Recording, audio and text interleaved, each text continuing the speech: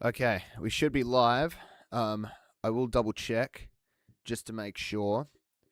Ladies and gentlemen, I am so sorry. We are so incredibly late for the start of this stream. But it looks like we are live. Everything should be going okay. Let me just check the audio. Make sure we're all going good here. Okay, audio sounds all good. Ladies and gentlemen, welcome back to the Back Four.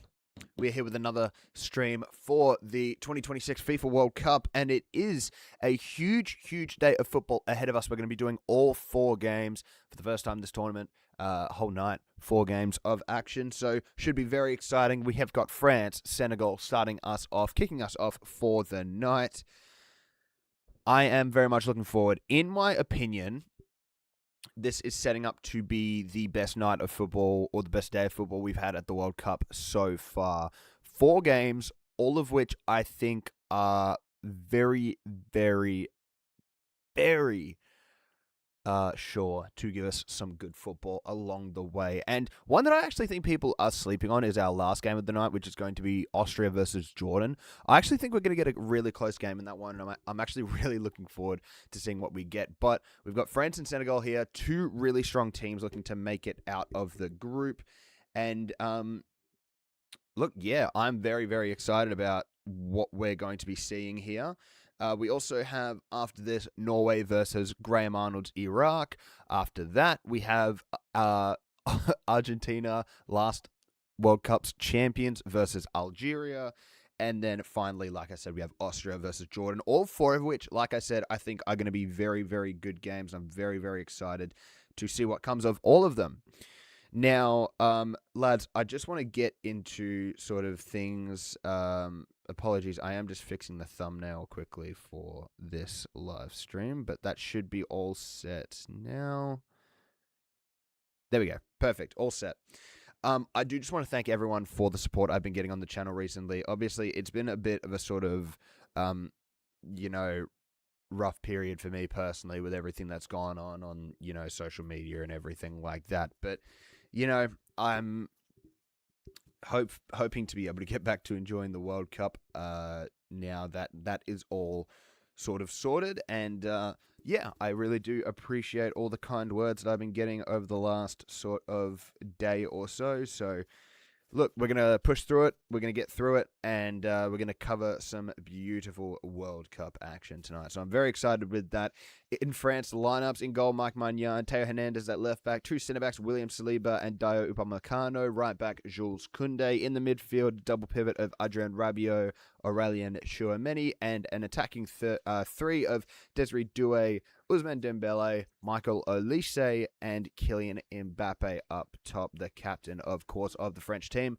Very, very good lineup there. Going to cause a lot of issues, I'm assuming, for this Senegalese defense, but it doesn't look too shabby itself. Edouard Mendy in goal, Malik Diouf at left back, 2 centre-backs of Moussa Niakate and Kalidou Koulibaly. Right back is Crepin Diatta, double pivot of Pape Gueye and Idrissa Gana Gueye, Lamine Camara in front, and a front 3 of Sadio Mane, Nicholas Jackson, and Ismaila Sarr.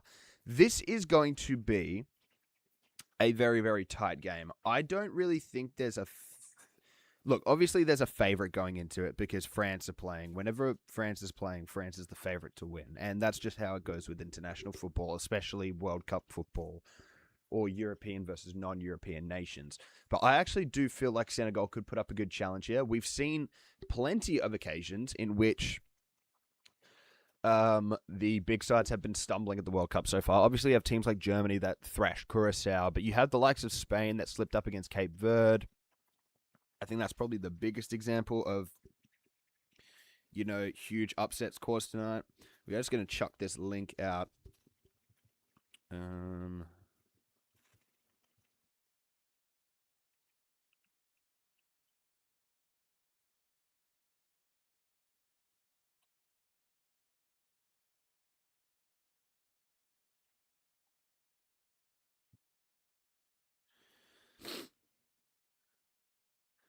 Okay, we're ready to kick off here.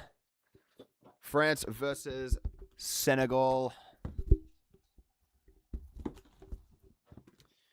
I'll fix that up when I come back because I've got to start the timer because we have just kicked off. There we go. Okay.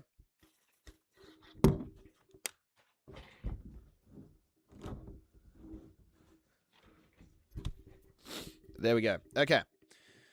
We are underway here, ladies and gents. We are underway. Hopefully we'll get some good commentary tonight because the last couple games have been a bit shambolic, but this is going to be a good game, I feel. So we'll definitely have to lock in for the commentary. So if I do sort of get in a pattern of not reading out the comments as they pop up, I do apologize. I would love to be able to focus on the football tonight. But of course, I'll get to everyone's comments as I can. Diatta starting at right back. Definitely an interesting choice. Probably not the best defensive option, but definitely someone that Senegal are going to look to use to bomb up that right-hand side and sort of put in some crosses. Speaking of which, Diouf with the ball to the box. That was actually really nice there. Nicholas Jackson, the one that he was aiming for, but just gets over him there. He manages to find Williams. No, he finds Theo Hernandez, actually. Goes all the way through to the left back. Just a bit too high for Nicholas Jackson. If the height was a little bit better, we could have seen a 1-0 lead there for Senegal. Could have seen a Senegal, could you say? Please don't say that. That was awful. That was absolutely awful. Don't hate me, please. Don't leave me. Anyways. Bit of tussling in the box already. You love to see it. Fiery start.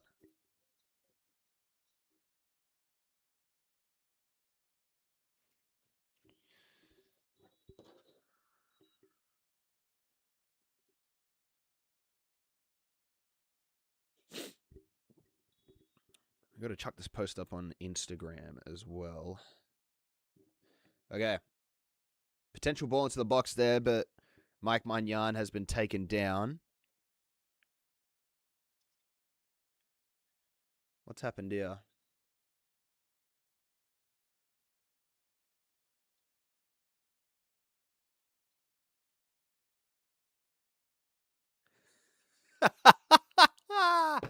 Mike Magnan's just won a free kick for his own teammate stepping on his foot. Brilliant. What a start. Well, that's going to be the kind of night it is. I am expecting some absolute haram coming from this French team this tournament, which is surprising because it is France. You wouldn't expect them to sort of be putting up haram football if anyone would be, but this is a very bastardized France team, I will say.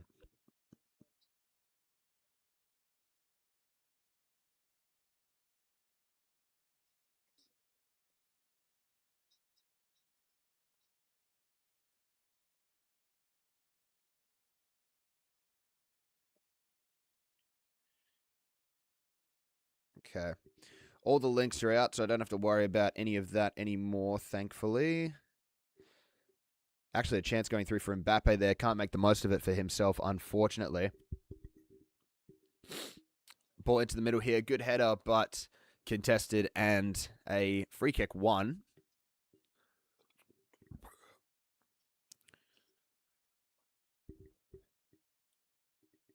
Very high boot there from Rabiot, actually. He's very lucky to get away with no card there. That's actually kind of ridiculous. But yeah, it was a good chance there for Mbappe, but the ball to him was absolutely awful. You got to get it slightly more in front of him, and he can take it into a stride there with a good touch, but it was just slightly behind him. Emperor Mbappe will not be happy with that. I believe whoever played that ball will be receiving 10 lashings for not giving it straight to feet. Ball back here. Mike Magnan going to launch long.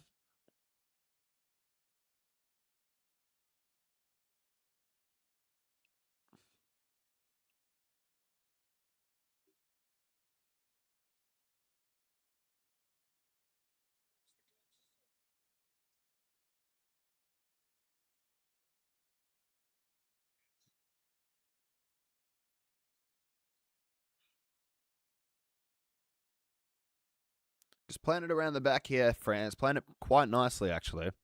Looking composed, taking their time. It's exactly what you want to see from them at the moment here. You don't particularly want to see them rushing it. if you are a French fan, of course. I'm sure the neutral will want to see them going full gun pelt at the Senegalese backline tonight. But this is a strong, very physical Senegalese backline. You don't want to be sort of giving them the opportunity to make it a physical battle. Don't keep pushing and pushing and pushing. Otherwise, you're going to risk getting hit on the counter. Just take your time with it. France are a much better technical side when compared to the Senegalese, so they do just need to take their time here. Like I was saying before, Diatta, very interesting choice at right back, opting for a more attacking option rather than a defensive force, which means that Desiree Doué should have a bit more freedom going forward tonight. Obviously, Diatta, very quick and not awful defensively, actually, but definitely more of a sort of Malik Diouf type player just on the right-hand side rather than the left, which does sort of give you credence as to what Senegal are going to look to do tonight. Just sort of look to push those fullbacks up nice and high, play with that double pivot in between the pockets, cause that sort of little box with the fullbacks pushing up and allowing themselves to actually get forward and put crosses in. We saw that in the opening attack of the game. They nearly got a good cross into Nicholas Jackson.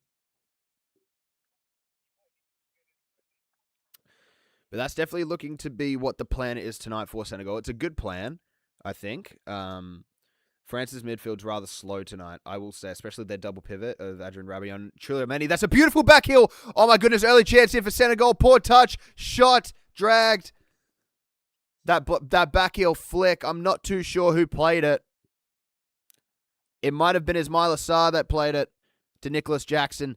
That was a phenomenal back heel flick. Nearly set him through perfectly there.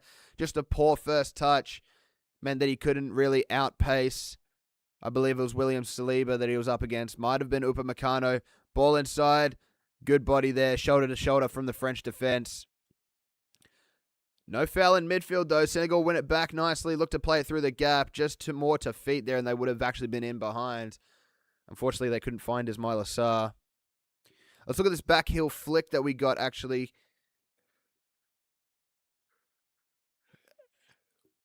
Actually, the highlights would rather show us... The highlights would much rather show us Adrien Rabiot bodying Kamara, I believe it was. Let me actually check the numbers of the players, because I actually haven't checked the numbers, which is meaning that I can't really give the best commentary. Number 15 is Diatta, I thought so, and then number 25 is Diouf. Interesting. Okay. Fair play. Just got to try and remember these numbers because it's mega confusing.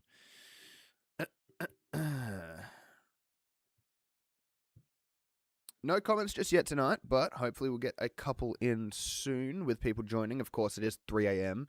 here in WA, and anyone up watching the World Cup, I seriously doubt is going to be pulling out multiple monitors so that they can pull along a watch-along stream. But nonetheless, I hope anyone that does pop into the chat for the rest of the night is having a good early morning, is enjoying the World Cup. I'm enjoying it personally. Haven't been able to enjoy the games as much as possible because, you know, certain events, but overall, I think it's been a fantastic World Cup so far. We're not even through for a first round of action. We've had heaps of drama, heaps of upset results, heaps of cool stories. A chance now for Senegal. Loose ball from a French pass back. Magnan comes out to claim, though. Does very well. Now France going to just look to take it back into possession. Deej, welcome to the stream, brother. Hope you're doing well. Early morning for you. I think it's just past 5 a.m. there over in Queensland, but hope you're having a great morning, my friend.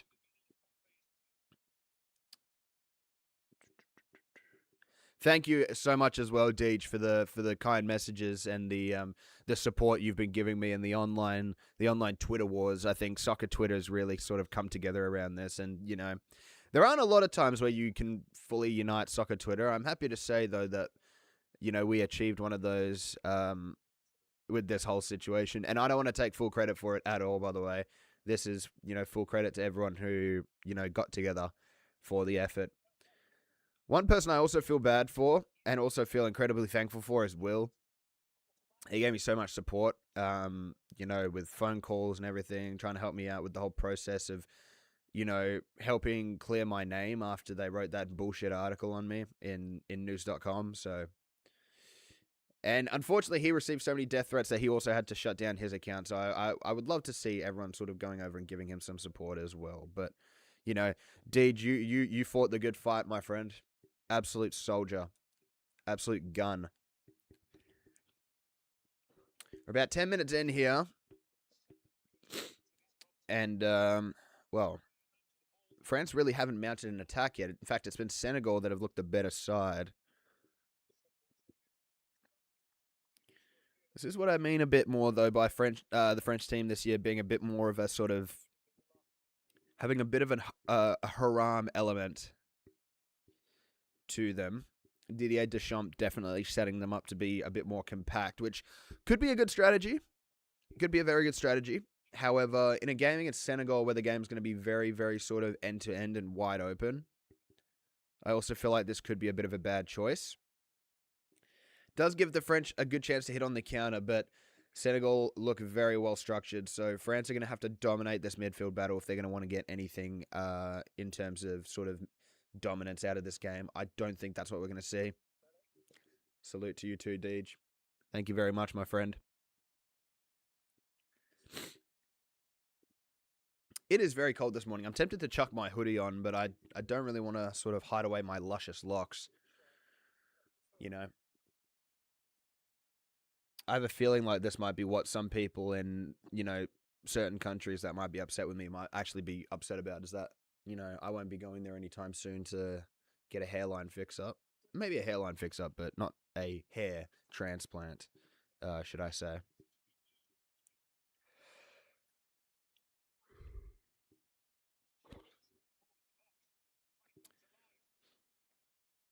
Ooh, a bit of cocky play there from Adrian Rabiot with a little back heel pass.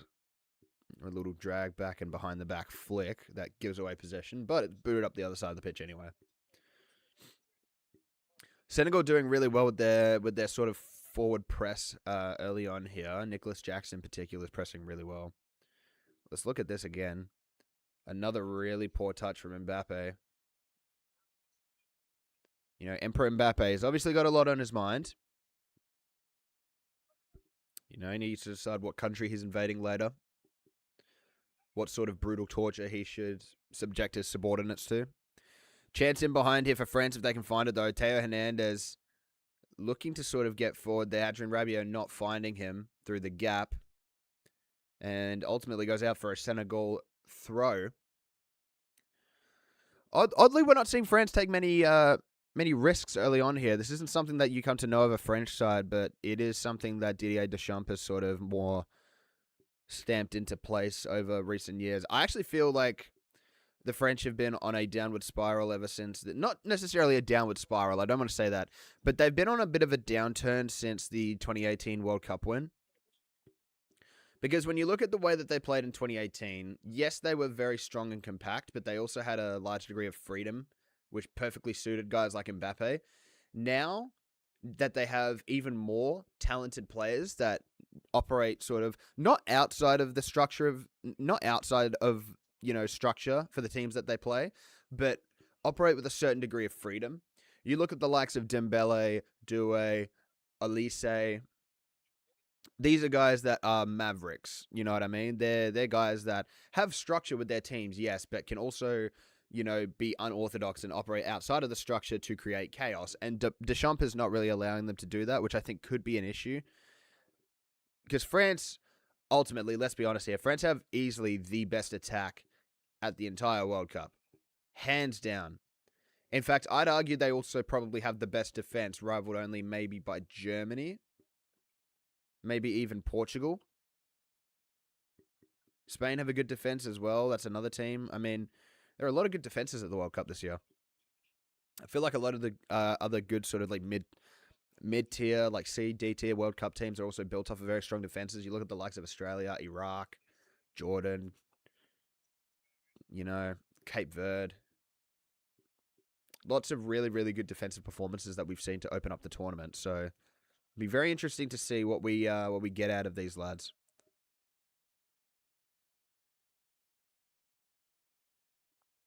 Senegal, though, opting to take their time in sort of, breaking down the French team with the press, not rushing into it. looking like a bit of a sort of two-thirds, a bit of a third press here. What I mean by that is that they're sitting in their own like third of the pitch, not really operating the or in like kick-starting the press until the French get into their defensive, into the Senegalese defensive third.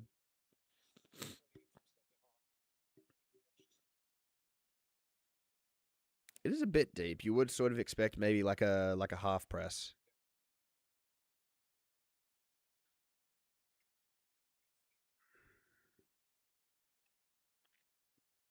But I think it just shows that Senegal are comfortable in defending those tight spaces, which is a big risk because when you have guys like Elise Doué, Dembele, and Mbappe opting to force them to get the ball to feet and work their way through tight spaces is certainly a choice. It's working for them so far. It's working very well so far.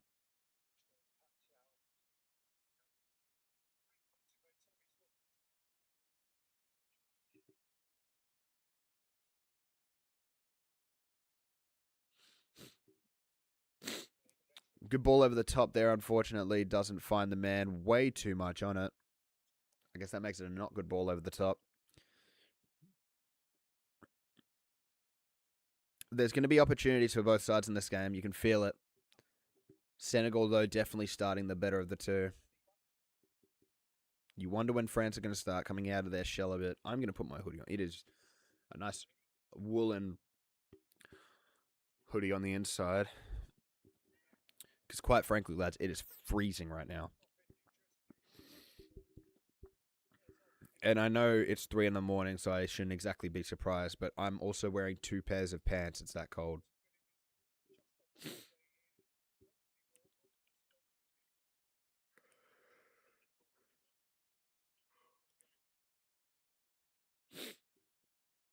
You know, someone asked me as well, which do I prefer, winter or summer? And I said that I don't really prefer one of the over the other, but if we didn't get such heavy rain in winter, winter would be so astronomically clear. I still stand by that winter would be better than summer if we didn't have rain, but also at the same time, I think that's just because football gets played in the winter, and also I don't like the rain that much because it is cold even when it's not raining, and this is a perfect example. I always forget just how cold winter is until I actually get into winter, you know? Desiree Doué down the left-hand side, looks inside, Rabiot lays it off. Mbappe cuts back, plays the pass backwards here. France just not being able to break Senegal down. They're doing very well to hold their shape, Senegal. Are they going to look for a ball into the box here, France? Most likely not. Pull it back, shot, edge of the box, good block. Bumbles around and cleared. You know, Senegal reminded me a lot of Australia with their sort of low, very, very deep low block style of defense and then immediately looking to hit on counters when in possession. We're going to see a lot of that at the World Cup this year. It is sort of becoming the more preferred style of play. And this is what I don't mind about defensive approaches. I don't mind defensive approaches when there's actually a plan to actually create something in open play. Defensive approaches, when you look to create something in open play, actually, I'm a big fan of because you can read a lot into defensive structure and how well teams can hit on the counter. What I'm not a fan of is when they don't create anything from open play. Here's an opportunity down there on the right-hand side. Ismaila Sarr looks to float a ball in. Absolutely awful ball.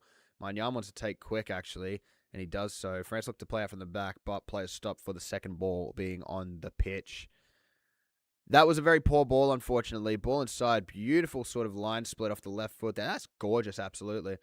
Um, just needed to get that along the ground. I think he saw that Magnan was coming out early and just opted to sort of try and go over his head, but way too much on it for Sadio Mane at the back post to get anywhere near it. We're about 3 minutes out from the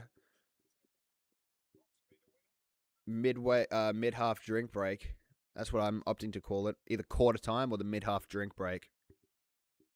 Quarter time is kind of funny though, to think about there being quarter time at in a game of football.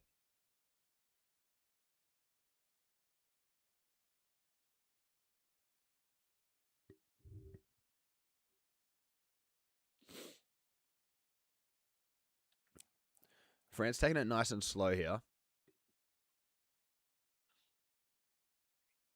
Like I said, I'm surprised to see them not taking a more sort of front foot approach, especially because their defense is so quick and good at getting back and covering.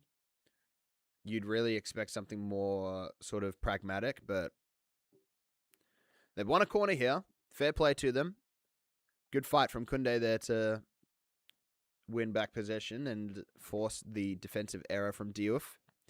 And now France have an opportunity here. And there's one particular man in the box that you'd think they'd be aiming for, and it's the man that played for set pieces the entire season. They whip it in early, actually, and it's a very poor corner. And back off of Chouameni, actually. That is very poor. That's a wasted chance, I'd have to say.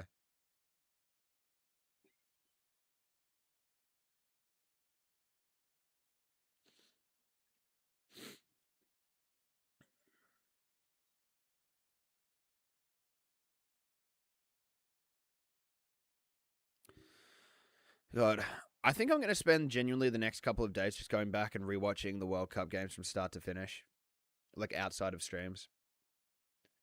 You know, I think that's just what I'm going to do. Because I have not been able to properly enjoy a lot of these games because of all the bullshit that went down on Twitter. But, you know, that tweet, honestly, I'm thankful I privated my account when I did. Because that tweet obviously has blown up. But at the same time, holy crap. Like, let's even just, you know, let's have a look. Let's have a look at where the tweet is.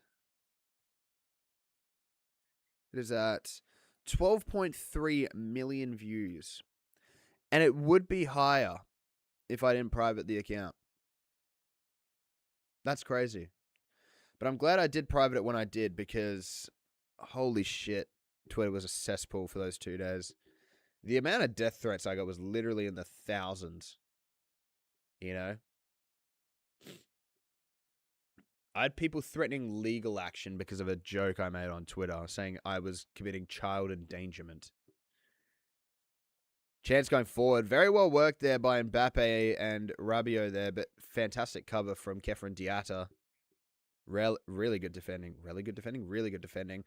Mbappe looks to play it short, though. Elise gives it back to Grand Emperor, Lord, King Mbappe. Top of the box. Potential shot here. Doué. Good quick feed, but struggles to get anything out of it. Now Senegal going to look to hit on the counter with pace here. Runners through the middle. Little dinked ball over the top. Very well fought there, though, by Upamecano. Ismaila Sarr's going to battle him here, but Upamecano manages to come away with it. And they do very well to hold on to possession there, France. Not going to sort of get hit with that counter press just yet. Senegal instead going to look to drop back slightly. But in comes Elise, and he whips out a beautiful ball there, trying to find the option out on that right wing. Doesn't find him, unfortunately. I believe it was Dembele there. Edouard Mendy taking a bit of a risk, nearly getting caught there by the press of Dembele. We are now around the time in the game where we would expect the drinks break to come in. You'd have to expect it to be when the next whistle is called. We're going to be getting that drinks break. And I'll actually up to take a drinks break myself because it is... You guys have caught me at a very dehydrated time in my life. No foul there. France with the chance to bring it forward. One last chance before the break in play. Honestly, I think France would be all right to sort of take this break and regroup because they've really not been too strong here. Senegal, I think, actually, on the other hand, would also be happy to take it because you do need that sort of rest when you're under the cosh that much. You know, when you're under the pump for like what is essentially a full 20 minutes, you definitely do need those breaks when you can get them. And that's what chance going forward here for Senegal. Option running in through here. What can they do? Shot on the angle. Off the post. Deflected off of Magnan and it goes out. Nicholas Jackson nearly opens the scoring for Senegal. I think the drinks break's going to come after this corner here. But that was a really good chance. Fantastic win off the tackle from Diouf. Brings it forward. Spots the runner Jackson. He plays it right down that left wing. Jackson then gets the run of Diouf coming center, but not in time. Tight angle, shoots, somehow beats Magnan, hits the post, bounces back off of the back of Magnan, and no, bounces off the back of the heel. That is incredible how that stayed out. Literally any other angle at which that hits is foot, and that's in the goal.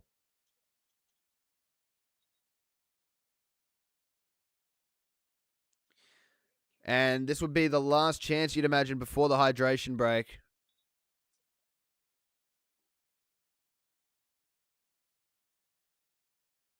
Ball whipped in all the way through. Going to go out for a... Oh, that should be a Senegal ball. It's given as a France ball, and it is going to be a drinks break.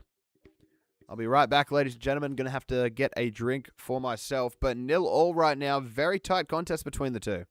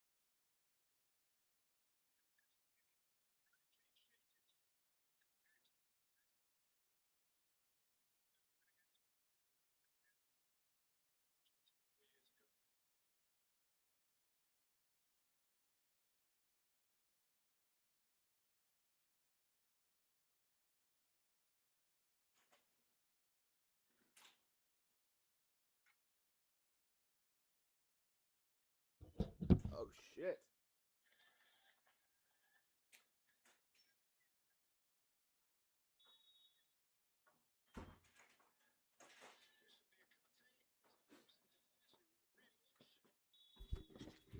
Dang, lads, I really hope I didn't miss any good ads. But it was all worth it. We got ourselves some grapes and some water. Desperately needed nutrition and hydration to carry us through this next 60 minutes plus of football. And a long throw coming in here. Oh my God, not even a run up, just a bend of the back. Oh my goodness. Who took that throw?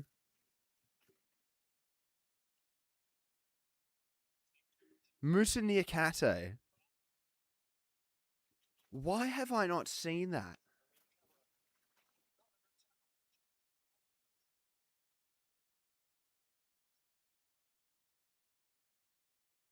Chance going through for Senegal here. Nicholas Jackson opens up the body, tries to get a shot off, slips as he shoots, fires it over the bar.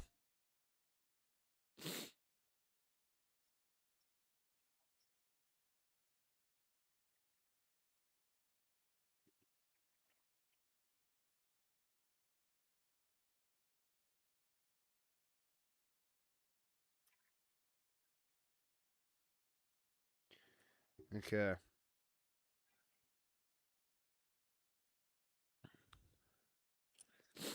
Good tackle there. Is that a Senegal ball?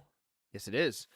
I haven't mentioned as well, it's Alireza Fagani who's the referee for this game, which means that I think we have.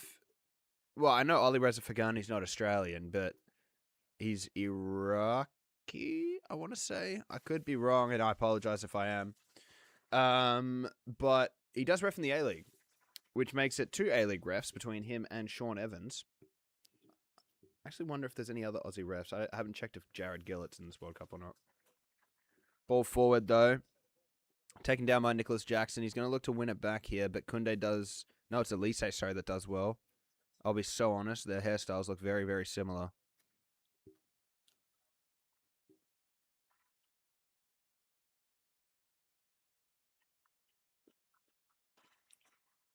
I just need to take a moment to say those grapes, holy hell.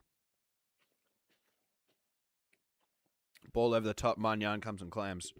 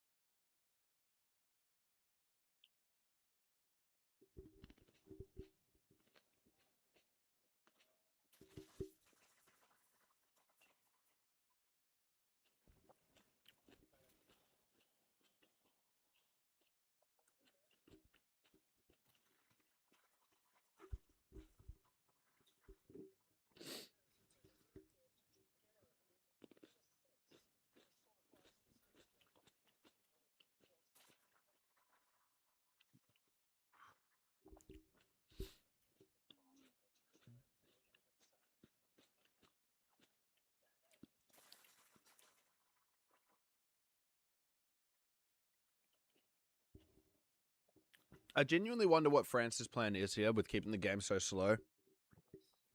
Because we saw this exact same approach when they played the Ivory Coast and they played like shit. And they lost that game as well. That was very embarrassing when they lost that game. So I genuinely wonder what the same... What operating with the same plan here is sort of meant to do. Because from what I've seen, Senegal has been the better side. And I can't even say that France is putting in one of those defensive performances where you look at how they're defending and how they're counterattacking and say, oh, they're looking very strong here. They don't look strong at all. I don't know if they've got one shot off, I think, and it was blocked.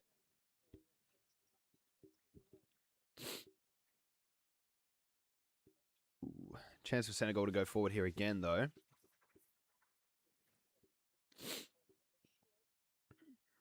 Beautiful work inside from Diatta. You can see why they're putting him at right back for this game. Ball behind from Sarr was a poor one, though.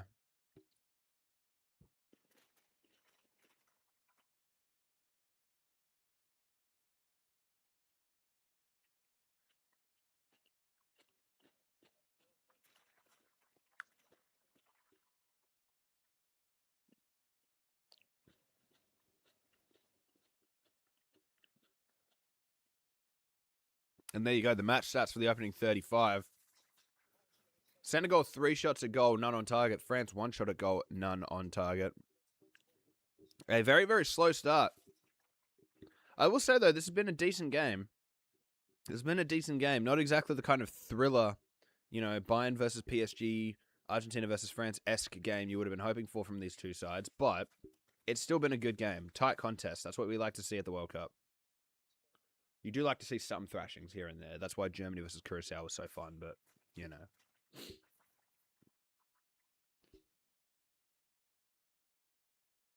Good high press there from Ismail Assar. Forces Doué back.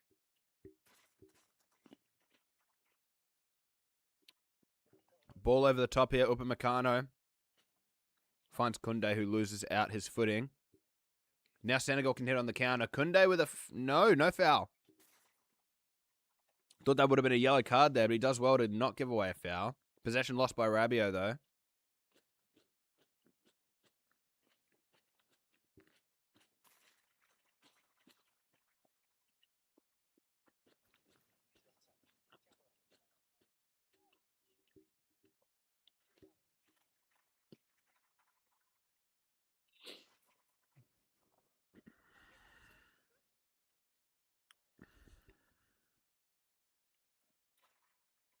Just moving it around calmly here at the back, Senegal.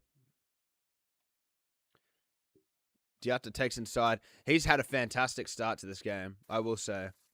Operating at right back. He's looked really, really good. Oh, nearly a cheap giveaway there and an opportunity for France, but it manages to get past. And now Senegal going to look to go forward. Option out on the left-hand side. Opts not to play it.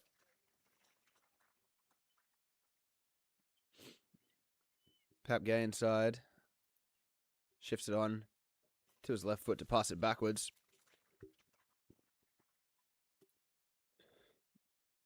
Koulibaly inside. Switch, and it's a poor ball. Very disappointing. Very, very disappointing. Both teams actually right now in possession. Neither of them have actually looked any good.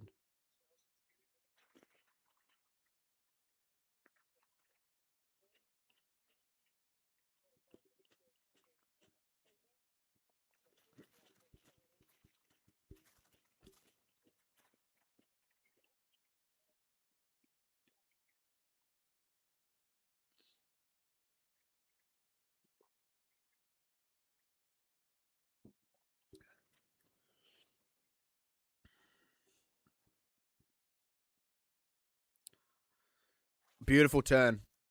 Gorgeous turn. Mane losing out possession but winning it straight back. Great effort from him.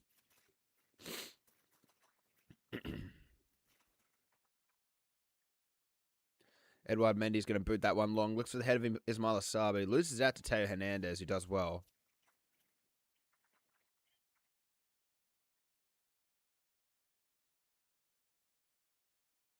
Fantastic work, Kefren Diatta. He's going to look in behind for Sarr. Can't get there. Good defending from Saliba, who came across.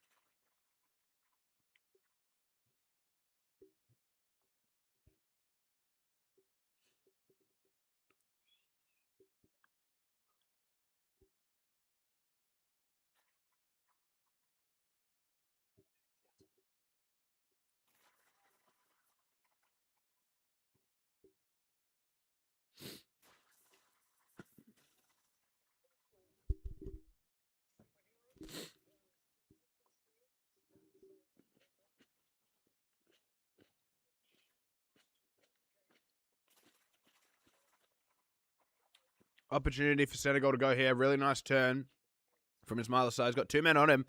Takes it inside nicely. Shifts it across. Mane opts for a pop shot from Long. Straight into the hands of Magnan. Best first shot on target that we've had on the game. So fair play. It only took us 40 minutes between both sides. Now France opting to go on the counter.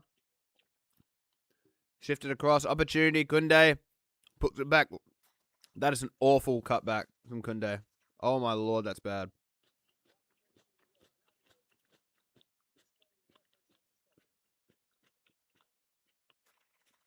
And Smiler Sar's down here.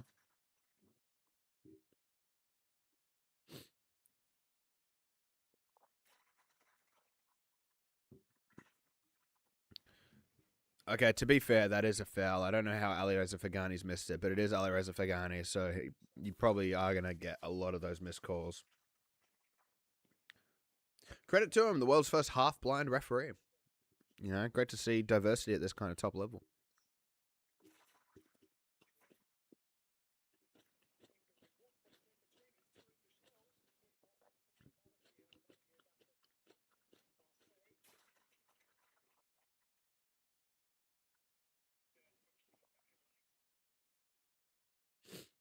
Give me some time to finish these grapes, to be fair, so credit to both of these sides.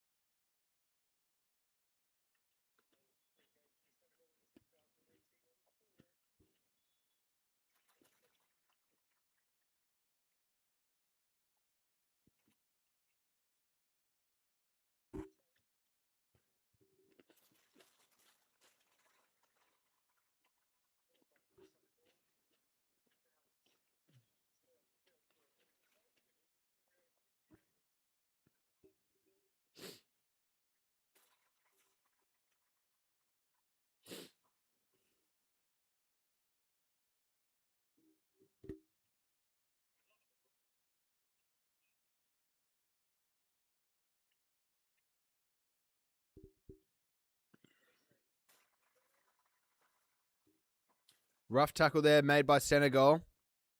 France up to play on. Doué out on the left-hand side. Cuts back. Hernandez back to Doué. Hernandez cuts under. Doué does well, though.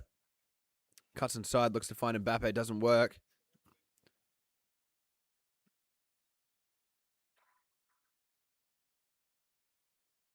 Alireza Fagani doesn't give the foul to Senegal. Instead, chooses to give a handball against, I believe it was Kamara, who fell on top of the ball.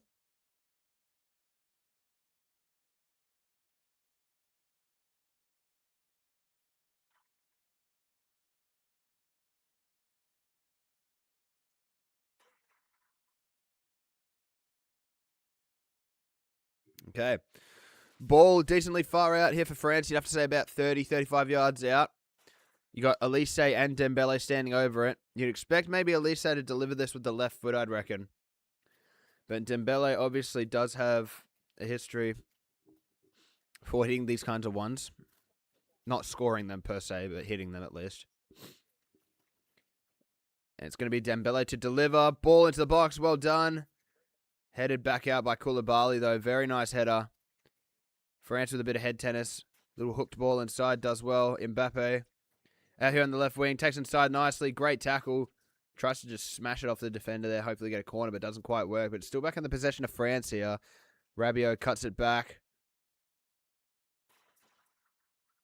Just moving it around here. Top of the box. Elise spreads it out wide to find Koundé. He's going to cut it back once again to Elise. He's got options out on the right-hand side on the touchline. He opts to find them. Now a 1v1 opportunity. Dembele beats his man. Cross into the box.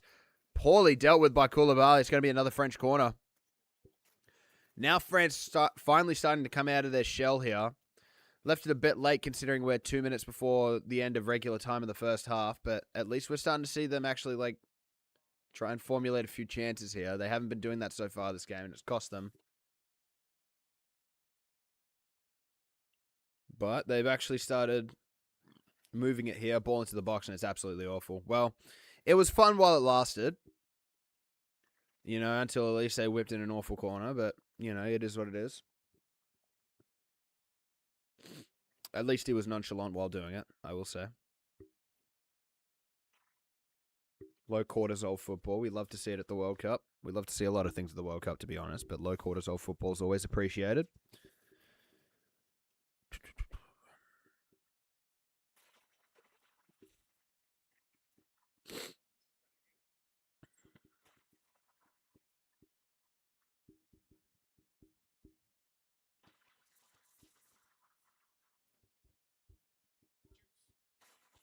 Diouf over the top. Nearly finds the man getting behind. Rabiot's going to look to drive forward in the midfield here. Does well to gain some yardage, but can't really go forward. Opts to go back. Tchouameni spreads it out to Hernandez. He's going to look to carry it forward, but he hasn't really got options forward either. Senegal doing well. Not necessarily pressing, but just cutting the passing lanes, not allowing France to get forward here. It is making the game slightly frustrating to watch, but at least you are getting a tightly contested game. And to be honest, I think we would have seen a lot of the same thing from France anyway, just defending really deep and then looking to hit on the counter. So the fact that Senegal are doing it means that France just aren't going to be in that defensive shape as often. Which, honestly, I don't mind seeing. France's defensive shape pisses me off. With how much talent they have, you'd expect this would be a team that'd be built around attacking identity, but, you know, it's not the case. And I think that's cost them at a lot of tournaments since 2018. They didn't win the Euros in 2020. They didn't win the World Cup in 22. They got knocked out in embarrassing fashion. And they, sorry, not in the World Cup, sorry, in the Euros. I mean, in 24, which is what I was about to say. They got knocked out by Switzerland in embarrassing fashion.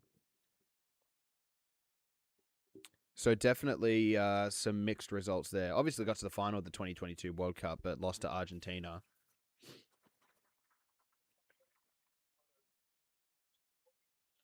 Now a chance for France to go forward here, though. Dembele winning the carry. Very poor ball to Doué. Intercepted. Diatta finds a nice ball through, though. Intercepted out there. Well cut out by William Saliba.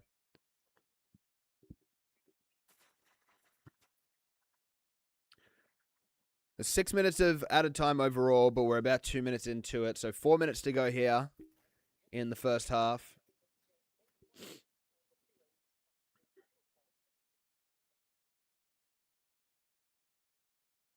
There's a little stat for you. Mbappe has touched the ball the least time out of any player on the park tonight. Definitely not what you want to be hearing if you are the Grand Emperor King Lord Mbappe himself, but those are the stone cold hard facts, though, to be fair. Dictators do have a track record of, you know, making stone cold facts a contested subject.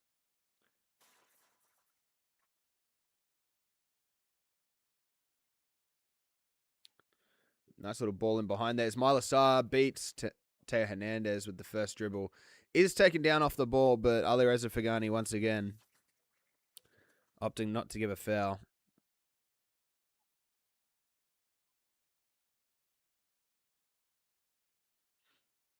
Good ball to split the line there. Teo Hernandez looks to play it down the line, but the run from Mbappe was a bit too short.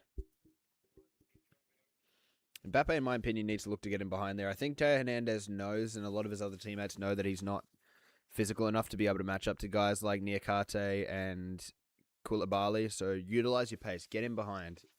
And Mbappe, whether it's laziness or whether it's just not reading the runs, he's just not doing it yet. Which I think will frustrate him a little, to be completely honest. I think he will be starting to get a little frustrated that he hasn't been able to get on the ball. But to be fair, it's of no one's fault but his own. His runs have not been good this half. He's not been running in behind to create opportunities, and even if he does want to drop in short, he's not dropping in short enough to actually offer a passing lane. So when your striker's not moving well like that and he's offering up some half-assed runs, you can't find him. Opportunity now, though. Cross, back post. Too high for Mbappe. That's definitely not Mbappe's fault there. That's a good run. It's just a poor delivery. And Koundé, importantly, retying his hair with 2 minutes left to go in the half. You know, you got to make sure that you do only the important things during a game. You don't want to waste any time. And retying your hair is, you know, it's the kind of things that can make or break your game, whether or not you're photogenic enough. So good to see he's taking proper precautions to make sure he is indeed photogenic AF.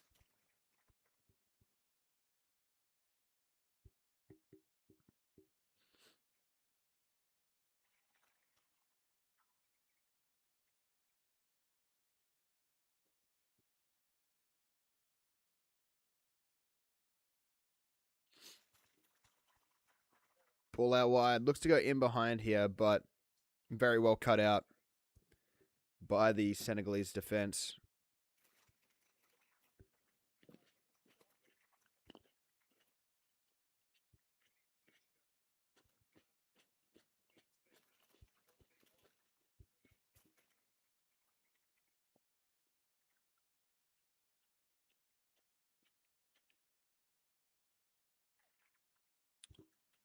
Ball spread out wide here to Diatta.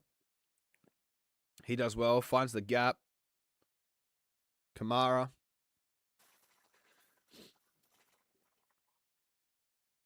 That's Mane, who spreads it out to Malik Diouf. Sees Mane running in behind, actually finds him. Mane shrugs off Koulé. Chance! Oh my goodness! Oh, Ismail Assar, you bottled it, mate. Oh, right on the stroke of half time. That was a beautifully worked chance for Senegal. Really nice press to sort of work the ball over to that left-hand side. Mane picks it up after a beautiful little ball from Malik Diouf. Cuts it back. Can't find Jackson, but it falls to Ismail Assar at the back post. Instead of going with the left, he opts to try and shift to his right. And that is a terrible attempt at goal. Just go with the left. Power it through with the left foot there. I don't really know why he's tried to sort of force it so hard to shift onto his right. Look, obviously, Ismail Assar's not got the greatest left foot in the world, but I'm sure it's capable enough to be able to finish from about 8 yards out. Instead, he's tried to shift across to his right foot, and it's cost him dearly there because at halftime, it is 0-0 between France and Senegal. Definitely an interesting first half. In terms of the approach from both sides. Senegal, we saw what we expected. We saw a bit more of a low block, I guess, I don't want to say defensive approach even, because it hasn't been a purely defensive approach. It's just been sitting in their shape and then looking to execute with pace as they go, which is how we expect them to play anyway. France, though, sitting a lot deeper than you would hope for them to, at least. Bro, I'm sorry. I need to start collecting these World Cup cups from Macca's, man. They've actually sold me so hard on these. They've actually sold me so incredibly hard.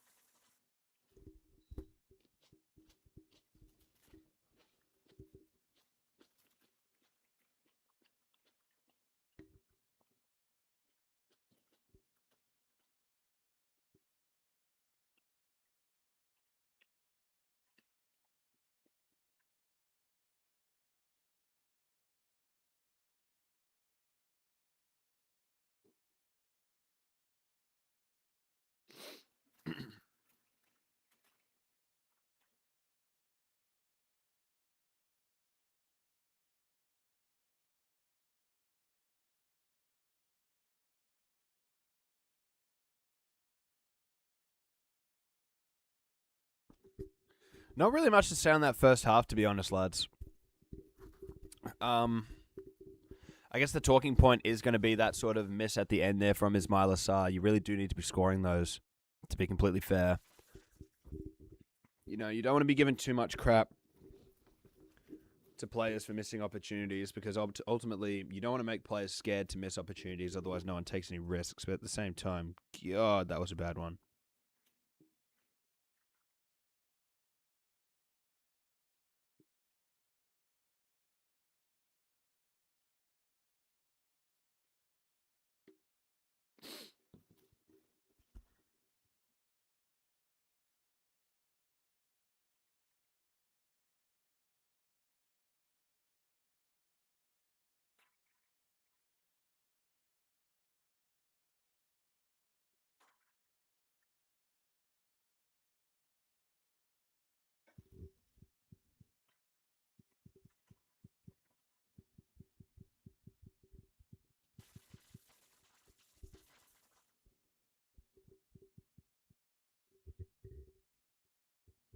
We got halftime analysis with Kevin Prince Boateng. Now, this is what I fucking turn up for, man.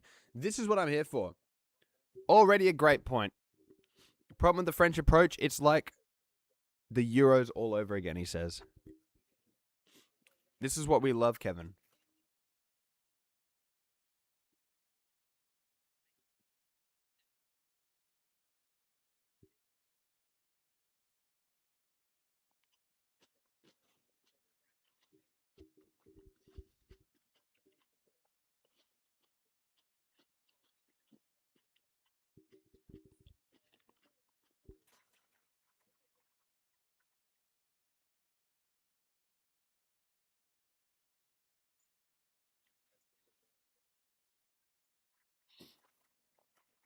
I completely forgot that Marcel Tisserand was on the panel for these. I completely forgot. Bro went from playing for Sydney FC to now he is on the panel for a World Cup game. Historic downgrade. Historic downgrade.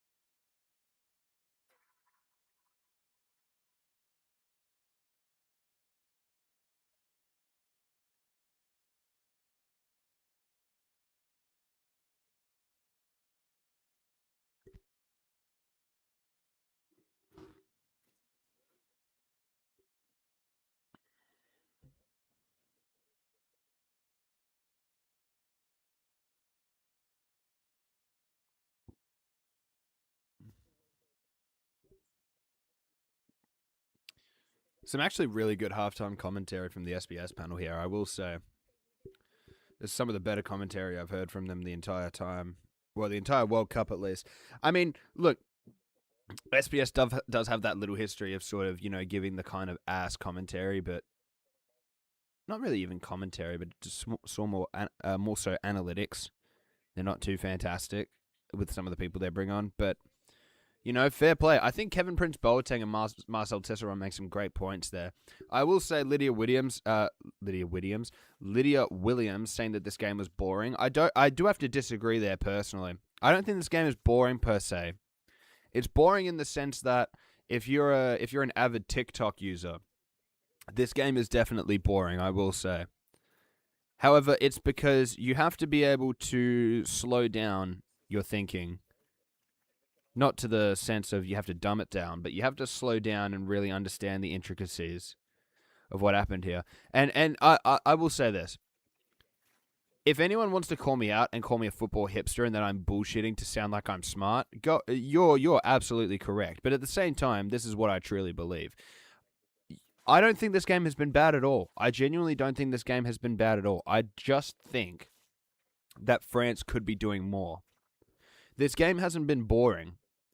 If it was boring, we wouldn't have any talking points. We have talking points, very few talking points, but we have talking points. Senegal are hitting on the break. They're looking good, but just France are not doing enough. And the reason it's boring is because you look at this French lineup and you say France should be doing more. France should be France should be, attacking more. They should be throwing more players forward. And it's like, yeah, obviously when you have that kind of talent, you want to see France throw players forward, but that's not the way they play under Deschamps. That's not the way that's never been the way they've played under Deschamps. They're able to come out of their shell and go full pelt once they get behind, or once they, go behind in a game. We saw that against Argentina in the World Cup final, but the way they've always set up has been this defensive structure. It is disappointing, yes, because there is so much attacking talent in this team that they really could be doing more and really could be getting away with doing a lot more, but they're opting not to. And that is the important sort of difference here, is that it's not right to say it's boring. It is frustrating, I'd say, but I wouldn't say it's boring. If you want to watch boring football, there's a lot more examples of boring football. A team's playing a way that is boring. I forgot they're playing this game in New Jersey as well. Wow.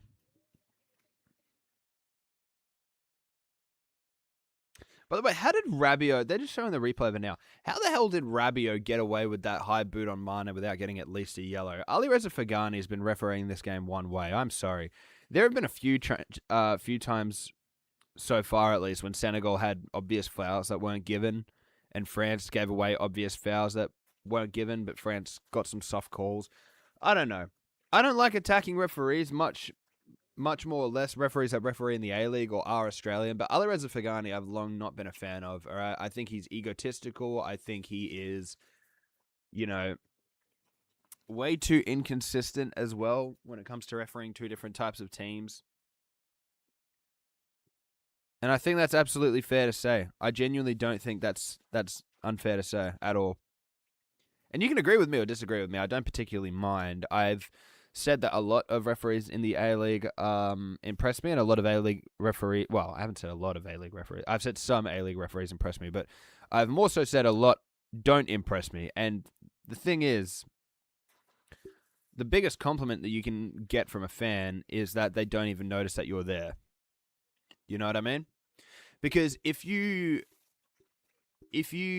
referee a game and at the end of it the fans are saying, oh, you did a great job, it probably means that you gave them some calls they didn't deserve. And if you referee a game and the fans say you're bad, it's probably because you gave some calls against them that they didn't deserve to have a go against them. But if you referee a game and at the end of it no one even knows what your name is, you've done a perfect job. Unfortunately, Alireza Fagani does make it about himself most of the time, which is another reason why I just don't really like the way he referees games, or don't really like him as a referee. Sure he's a lovely bloke, but I'm sure he's a lovely bloke, but I just think as a referee he's not great. Nonetheless, a lot of slander for Alireza Fagani. It is only 4 a.m, and I'm up here slandering Alireza Fagani instead of doing things like sleeping in, and I will probably be here harping on about my slander for Alireza Fagani at 2 p.m. when I should be doing things like seeing my girlfriend and my loved ones. But that is what we're here for on the back four, ladies and gentlemen. I'm here willing to give up my time looking like a goose so that you guys have something to talk to while you're watching the World Cup. And if you appreciate that, make sure to like and subscribe.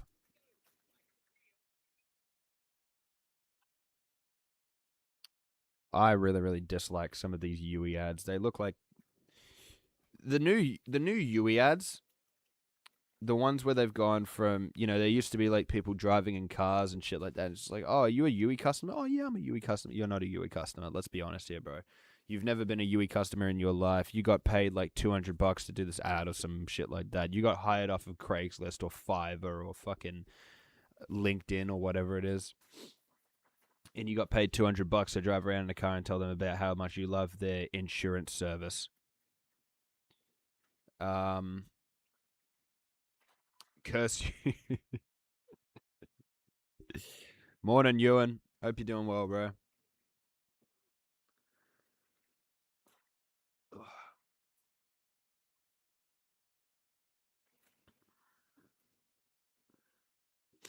Honestly, I wonder how many genuine curses I've had put on me. I say genuine curses like curses are real. You know, I believe divine punishment is real. I don't believe in witchcraft and curses. You know. But if I'm midway through a stream and locusts start flying out of my ass, well, I might start to believe.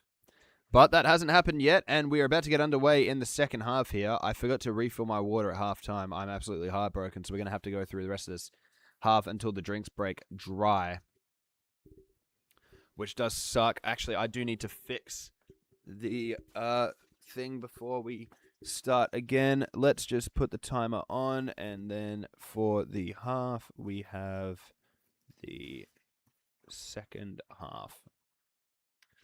Beautiful. There we go. Okay. We are back underway, ladies and gentlemen. It is France versus Senegal. Probably heading to the Darling Harbour live site on Saturday. I'm actually going to be heading to, I might be heading to the Perth live site. Maybe. I don't want to say too much, because obviously if I do say too much, then I risk having the entire nation of Turkey pull up, but, you know. I doubt that's going to happen. That would never happen. That would never happen. That aside, I'm hoping for the best on Saturday. Am I expecting the best? No. Am I hoping for the best? Yeah. I'll always hope for the best. There's no point in not hoping for the best. Actually, there is. If you don't want to be disappointed, you shouldn't hope for the best. But, you know, if you're willing to be disappointed like I am, then go for it. And I am willing to be disappointed because, you know, that first game against Turkey was incredible. And I wish I held more belief going into it. But, you know, I think also not holding belief. What's 10 plus 10? Oh, well, that would be... I see what you did there, Ruben. That would be 2-0. That would be 2-0. Or 20, depending on how you look at it. If only you had premium, you would have gotten a payday. I actually said this as well, right? I'm actually glad I don't have Twitter Blue, because it would have broken my heart to have had to private my account if I had Twitter Blue, because I would have been missing out on so much money. But, ooh, good shot early on from France there. Now they're coming out of their shell here in the start of the second half. But at the same time, like, I would have made, what, like $50? All the stress that I've gone through is not worth $50. You know what I mean? This is why I think those Premier League, like, accounts that do nothing but shitpost so that they can earn Twitter Blue money. This is why I think their life must be so easy, bro. All you do is watch football games, you tweet shit, and you piss off people on Twitter who don't know any better and don't understand rage bait. So, you know, people from Africa and the Middle East mostly with the bot accounts around Premier League social media. You just piss them off, and then it's an infinite money glitch, essentially. You know what I mean? Whereas I piss off people one time, and I got death threats. And also, I need to be seeing a bit of, a bit of reparations for how much my name is getting fucking used. Tyson Otto, that journalist, is an absolute donkey, an absolute pig. All right. And I understand myself that I would like to go into journalism at some point, football journalism in particular. But I don't understand how you can write a journal article and you can do things like translate, you know, entire sentences and paragraphs to Turkish and get people's opinions on it. But you can't spell lead balloon, and you can't understand the context of, hey, this is a quote, this is a parody of a tweet made in 2022. Not a follow-up of a post made in 2022. Because the way he says it sounds like I posted that original thing in 2022, which I didn't. That was a parody from Jacob, which was a parody of a tweet that got made by Jackmate. But I'm being blamed for that post in 2022, which was a great post, by the way. So if you want to give me the blame, go right ahead. I don't mind at all. But, like, come on. Come on. You've got to at least be able to do your job slightly well. I know he's a fucking he's some trashy tabloid journalist, but like, come on, man. Let's be real here. Surely if Turkey... Oh, hold on a sec. Surely if Turkey lose the next game, we get more rage bait. Oh, do I risk it? Do I risk it? I will say this: if the Greek government offer me an honorary citizenship, I will go full pelt. I will go full pelt bait on Turkey, and then I will permanently relocate myself and my family all over to Greece, and I'll do match day vlogs at Panathinaikos. That'll probably get me stabbed quicker than if I went to Greece. If I started whipping out a phone camera to vlog games at Panathinaikos. Greece is a beautiful country, though. Fantastic country. Unfortunately, Turkey could be a beautiful country, and I wouldn't know. I didn't really have any plans of going there anytime soon, though. So I'm not exactly heartbroken. I will say that much. I'm not exactly heartbroken. Risk it, Bosch. Ewan, it's not your life on the line here, buddy. It is mine. You still have your anonymity, my friend. I know what you look like, but the Turkish people don't.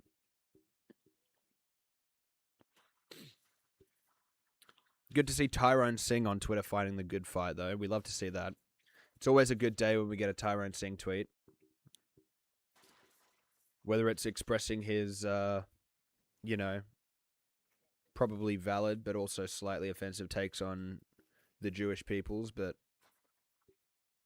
or giving it back to other minorities. It's always a bit of a shit fest, but it's an enjoyable shit fest. For answer on the counter here, by the way, opportunity. Mbappe cuts inside, loses possession. Well, Grand Emperor, Lord King, God Mbappe is not going to be very happy with his run forward there. Opportunity though for Senegal in behind. Great tackle from Saliba. If he got that slightly wrong, that would have been a penalty there.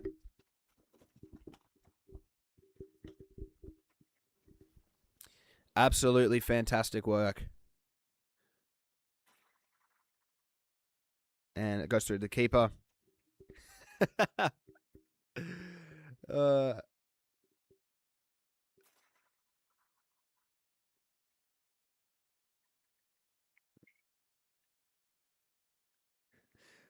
Rossonero Network podcast. Interviewing potential replacements for our podcast in case you get done by the Turks.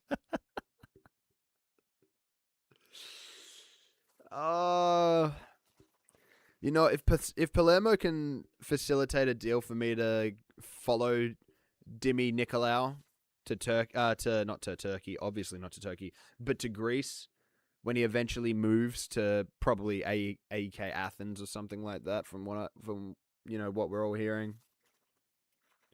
Chance Elise shot. Great save, Edouard. Edouard Mendy, great save. Elise's kind of bottled that one there, I can't lie.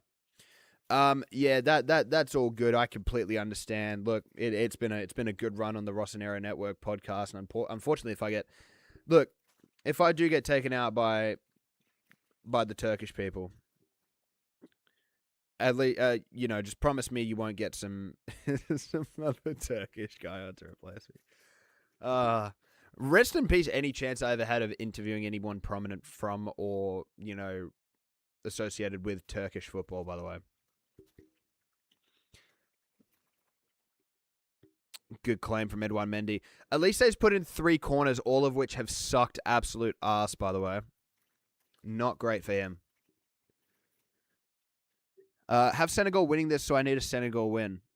On your betting on a Senegal win, that is a risk, but I rate it. Guys, if you haven't already, by the way, please do subscribe to the Rossonero Network podcast. We do great work over there, covering Palermo and all their proceedings. And look, we would love to be bringing you some Serie A coverage this year. Unfortunately, the boys couldn't get it done. Went down to Catanzaro in embarrassing fashion.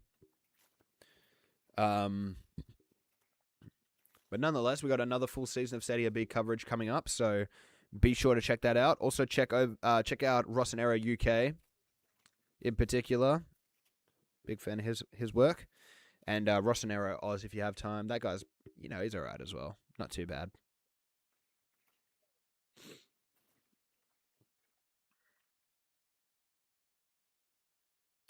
Ball backwards here. They're looking a bit shaky now, Senegal. France are definitely starting to up the press here, which is nice because they just weren't doing that in the first half. But Senegal have broken through them here. Chance to hit on the counter. Running through the center here. Ball in behind Nicholas Jackson. What can he do? Takes on the left foot. Tries to cut back to the right. Great little sort of, I wouldn't say interception, but maybe just intervention from Upamecano. And Magnan keeps it from going out and forcing a corner. So very well done from the pair of them there.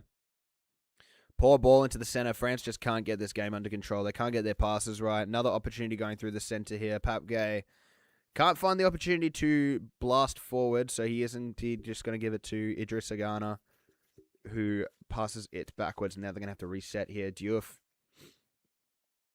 has been the second best of the fullbacks tonight, in my opinion, even though I do think Diouf is fantastic. Kefren Diatta, in my opinion, has been fantastic this game so far. On track for me to win man of the match if this game does end 0-0. Opportunity for Senegal through the middle. Little ball in behind from Ismaila Sarr. Can't find Nicholas Jackson.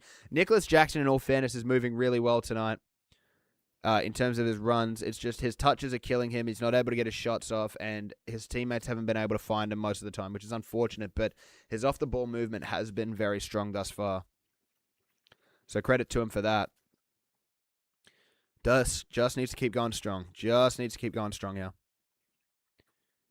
Don't slow the pace. Keep going, keep pushing, keep pushing.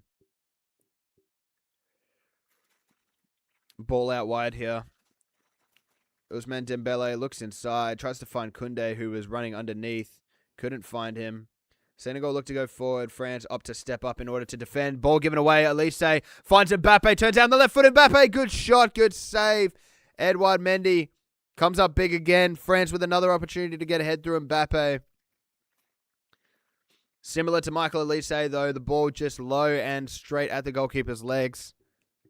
Maybe opting to try and go through the legs there. Doesn't work. Edouard Mendy does well to keep his legs closed. Opportunity, though, going back out with France here. Mbappe down the left wing. Tries to make something of it. Instead, wins a corner. He does well there. Gets on the right foot. Maybe should have taken that across to the left foot, I think. He's tried to sort of force it in on his right. He does sort of get half caught there by Kefren Diatta, but credit to Mbappe for not going down, because I think there would have been a conversation there among the VAR on whether that could have been a penalty. But he opts to stay up and get his shot off against Edouard Mendy. Unfortunately for him, though, it does not come off. Short ball back to the top of the box. Whipped in. Another poor delivery. France looking really, really poor from set pieces tonight. The only half good one they had was that delivery towards the end of the half from the free kick from Ousmane Dembele. Apart from that, they have been absolutely awful from set pieces tonight. Really, really disappointing scenes. Got to be better. Got to be better in these kinds of moments, but they're just not hitting their mark.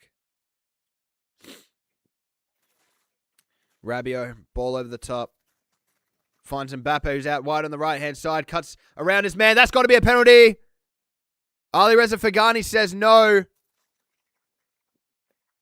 That's certainly a call. That is certainly a call. That looked a definite penalty. I won't even lie to you. That looked a definite penalty. Ali Reza Fagani is going to have a lot of explaining to do here. Oh, I think that's a pen. I can't lie. 0-0 ball one with that tackle. Is there sufficient contact to bring Mbappe down there? Is he selling the contact? That's what the conversation's going to be about here. I think there's going to be a VAR review coming.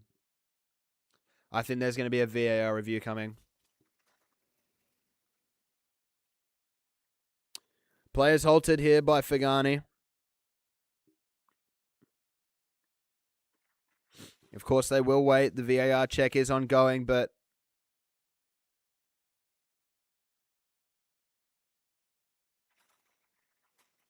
I think this might be given, lads. I won't even lie to you. There's not heaps of contact. Mbappe hasn't really done well at selling the idea that there is contact. It is minimal, but there is contact there. The question is that enough to send Mbappe down?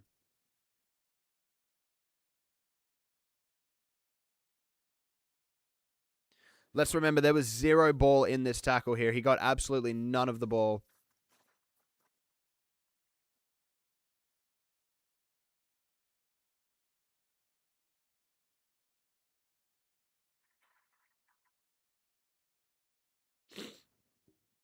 Check's still ongoing. Makes you think that they're going to send him to the monitor here.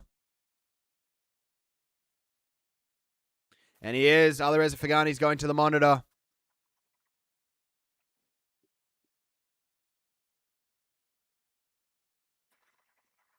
This will be a penalty. You'd have to imagine. He's got none of the ball. He's taken Mbappe's...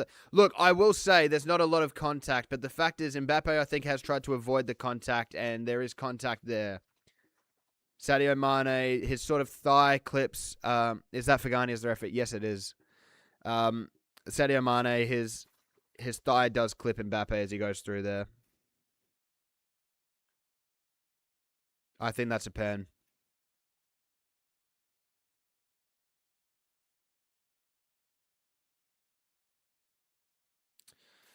Alrighty, time for the referee verdict.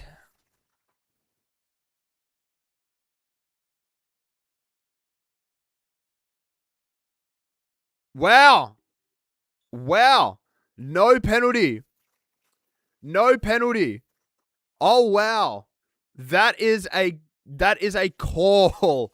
I don't know if I agree with that. I honestly don't think I agree with that. That's not the right call. That is not the right call.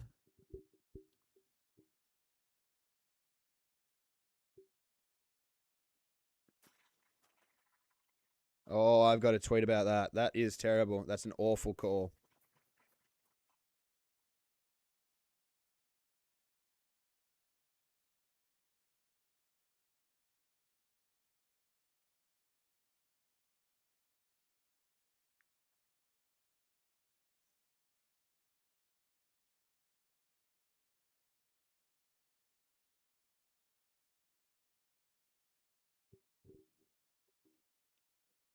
Wow.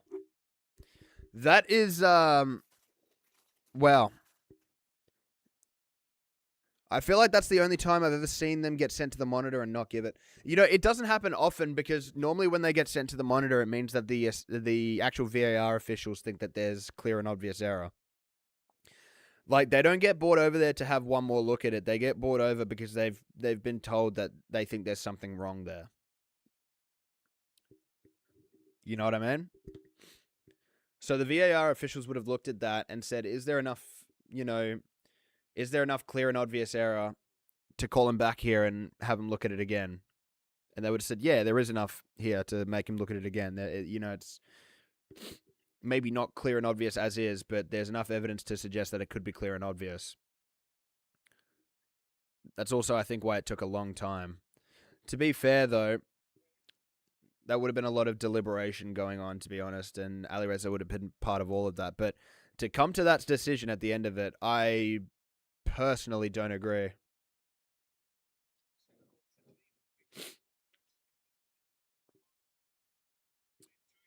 I'm personally really surprised by that. Not just because the referee was called to the monitor and didn't change his mind, but also the fact that he hasn't changed his mind there. That looked as clear as you can get.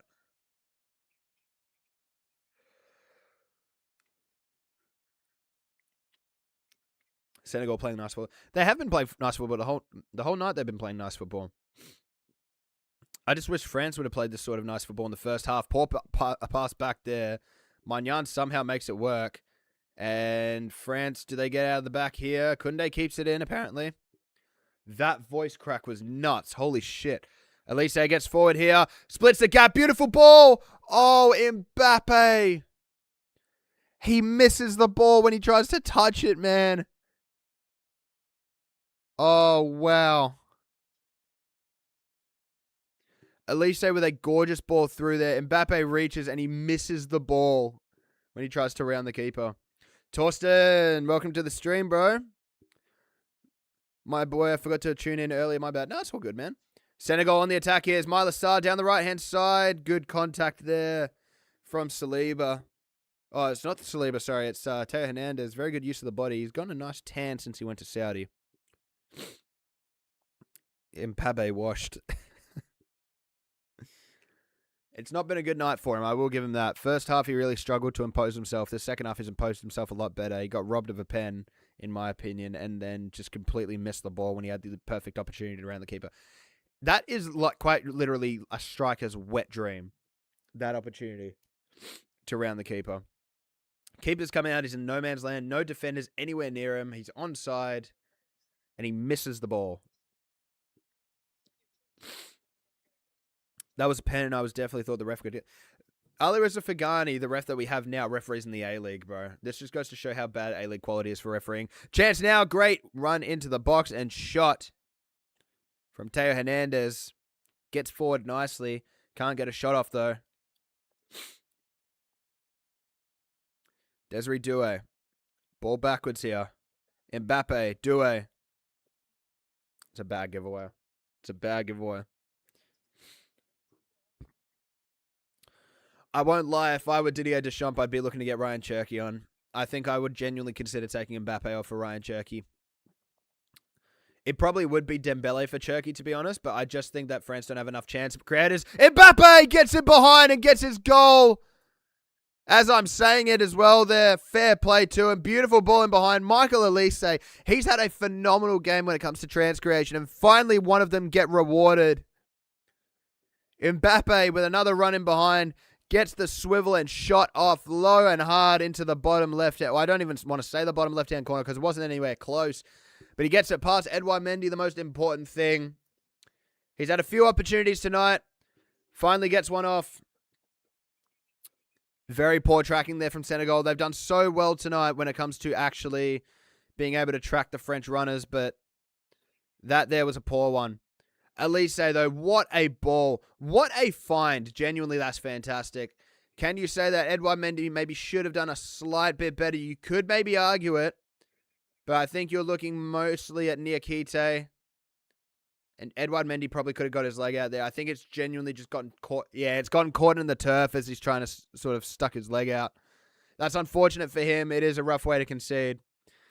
You maybe look at Niakite and maybe say, could he have shut that gap a bit better? Maybe look at Koulibaly and say, could he have tracked the run? But it's kind of hard with Mbappe. He breaks away with so much pace. And when he shoots first time, there's not really much you can do. Sort of just got to rely that the angle's a bit too tough. But when your keeper's foot gets caught on the turf and he can't stick out his leg, that certainly does not help. And I have got to update the score, ladies and gentlemen. So let's go and update this beautiful scoreboard. And let's make that 1-0. France take the lead. Senegal up there. Sir! Oh, no, Jackson!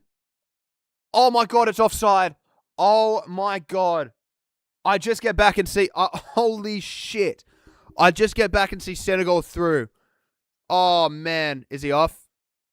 Oh, yeah, he's off by about a meter. I didn't see that initial run. I get back and I see he's through. I thought it was Ismail Assar.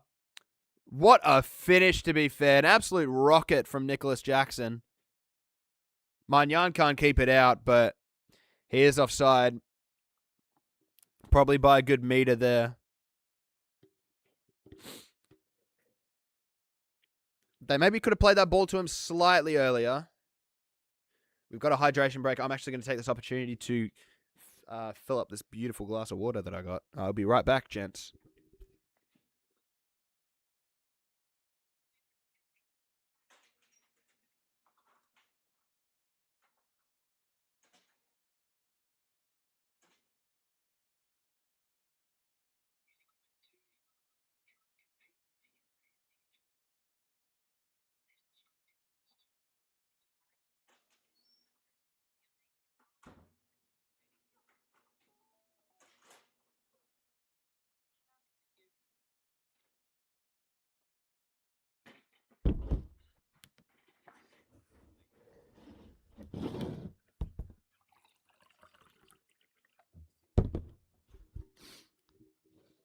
I had an idea for a YouTube video, lads, where I buy as much McDonald's as I need before I eventually pull all of the all of the needed World Cup items. I think there's 6 cups they said on the Macca's app that you can get. What would we say about that for a video? How much McDonald's can I buy? How much McDonald's do I have to buy before I get all the World Cups?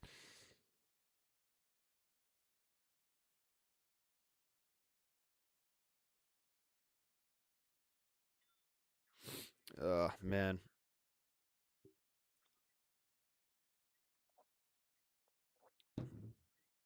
You know, it's kind of disappointing. I haven't been tagged in any new articles this morning. I guess I'm falling off.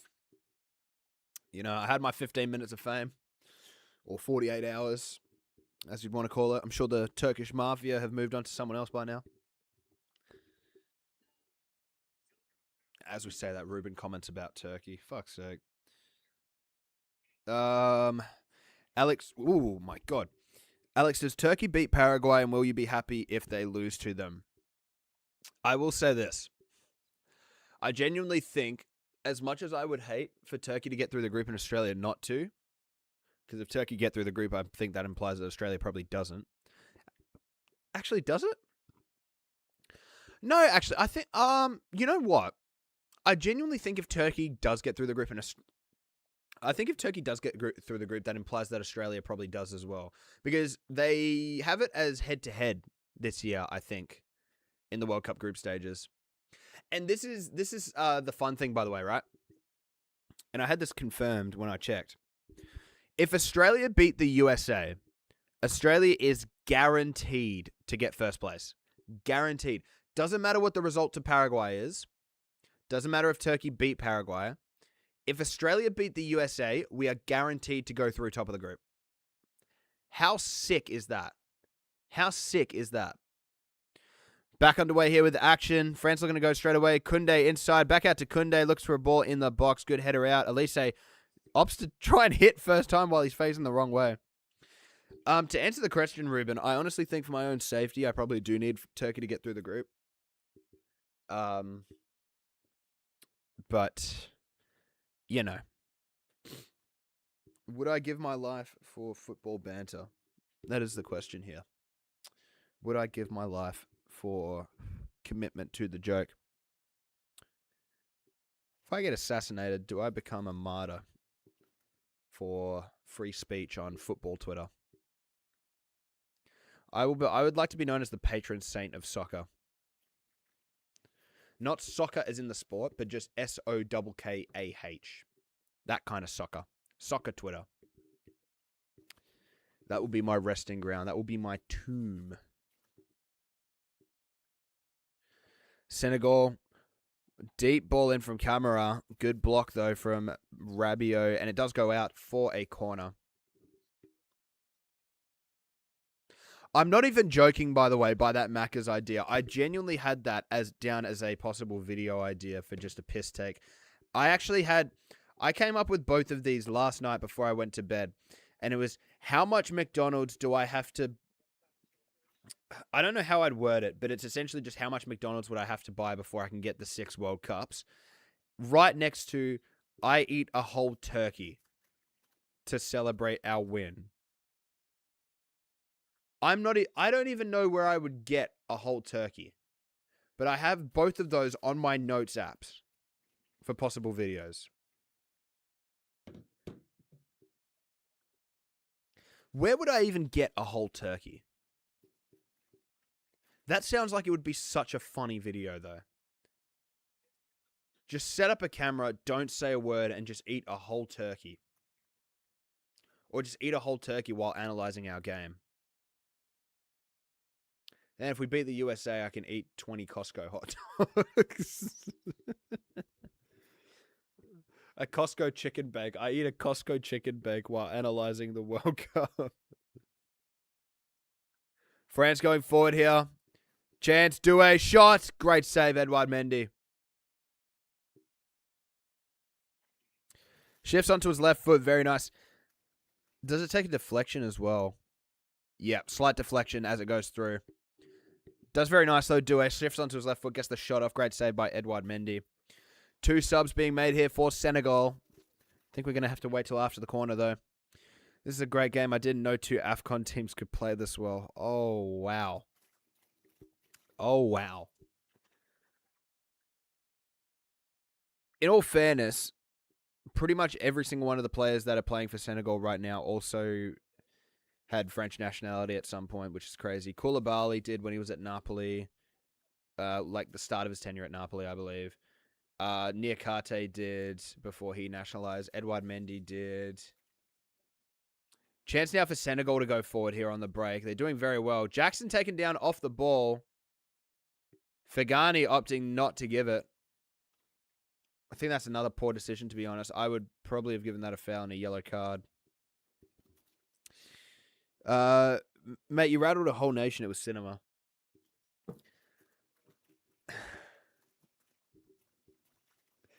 I don't think I will ever achieve anything in my life that it becomes as like widespread as that. You know what I mean? Which is in both parts awesome, and in another part kind of sad. Is that I think I will forever be chasing that high that I got from having such a viral post. Obviously, the ramifications, was it worth it in the end?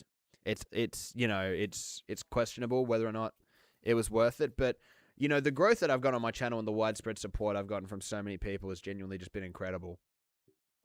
So I think I'd genuinely always be chasing that high. And personally, do I think I'd ever achieve it? I hope so. I really do hope so. That I would be able to, get back to that level of virality at some point. But hopefully for this time, for the right circumstances. But, you don't really go viral for the right reasons anymore, unfortunately. I don't think that's entirely possible. So to go viral, you kind of have to do something horrifically wrong. Unless you're already famous. If you're already famous, you can go viral for doing literally fucking anything, good or bad. But if you're not famous, like me, you can only really go viral by doing something horrifically wrong. And I don't think I did anything horrifically wrong. I think I told a funny joke that was a parody of a joke that got made 4 years ago, and that joke that I made a parody of was a parody of another joke that got made the year before, right? So I don't think I did anything in particularly. I don't think I did anything wrong in particular. I just think that unfortunately, I will not be achieving that virality for a long, long time. But well, especially since I had to private my Twitter account because I was getting that many fucking death threats. But, it is what it is, I guess. I forgot to discuss it as well, the 2 subs for Senegal. Off came Ismail Assar for Ibrahim Mbaye, the PSG young winger. And off came Lamine Camara for Habib Diarra. Lamine Camara, actually a player that a lot of City fans that I know were looking at as a potential alternative for Elliot Anderson if the fee was too high. He actually had a pretty good season at Monaco, to be fair. 24 games with 3 goals and 4 assists as a sort of box-to-box midfielder type. Also sort of part of like a double pivot that he also is part of here with Senegal. I am excited to see what we can get from Ibrahim Mbaye, though. Very, very good, young, talented forward. I do want to see if he can sort of create something here. Personally, I was surprised not to see him starting. I do understand it, though. You want to go with your experienced forwards. That's why you go with the likes of Ismail Assar. But, I genuinely think we're not far off that stage where maybe you consider dropping Sadio Mane to start someone else. We're genuinely not far away from that point.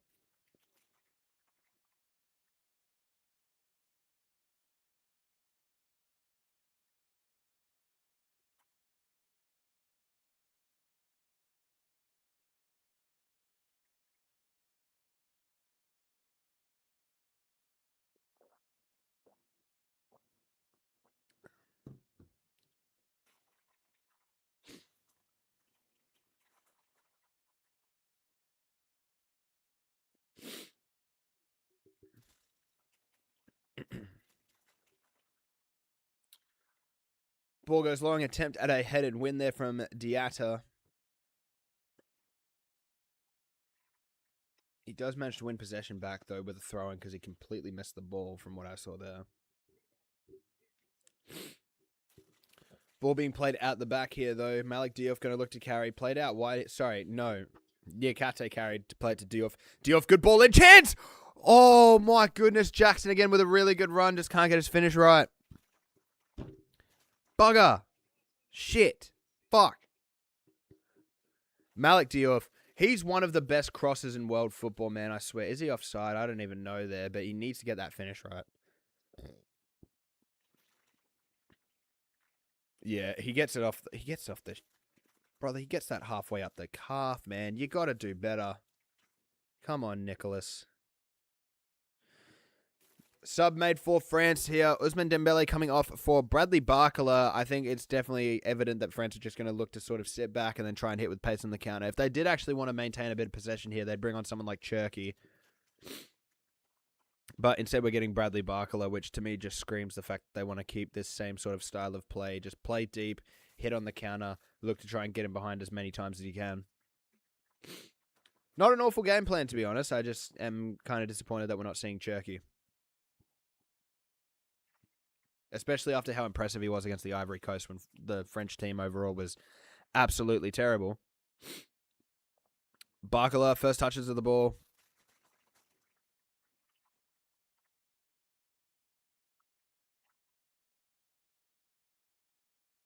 Ten minutes to go of regular time here. France just doing well to hold possession here, pass it around the back. Bit of a loose touch there, and they actually give away possession here.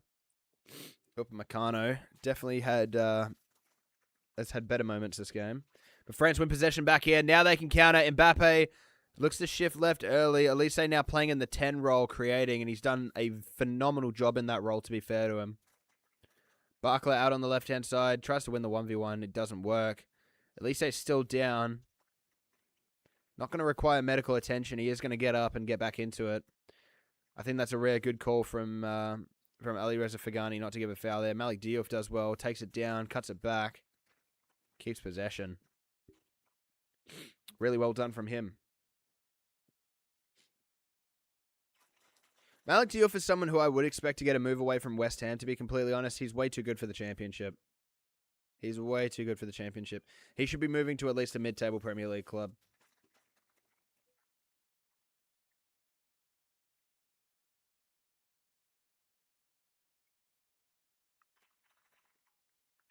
I wouldn't be surprised if we see Malik Diouf at someone like a Man United. I genuinely wouldn't be surprised.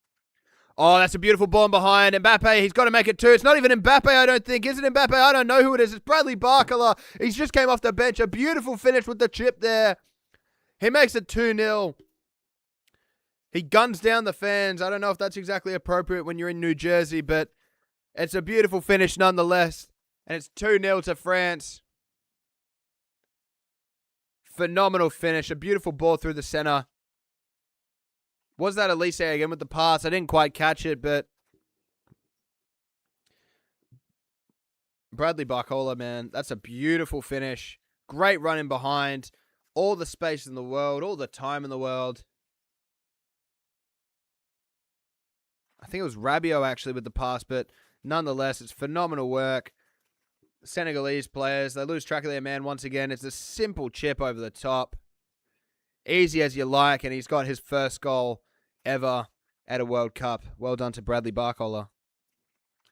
And the bet's over. I mean, fair play to you for having the balls to bet on Senegal to beat France, man, but I got to question your thinking slightly there, man.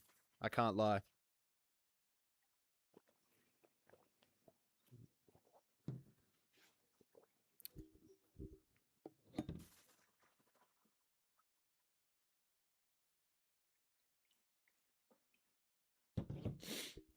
And with that, you have to imagine France have won this game.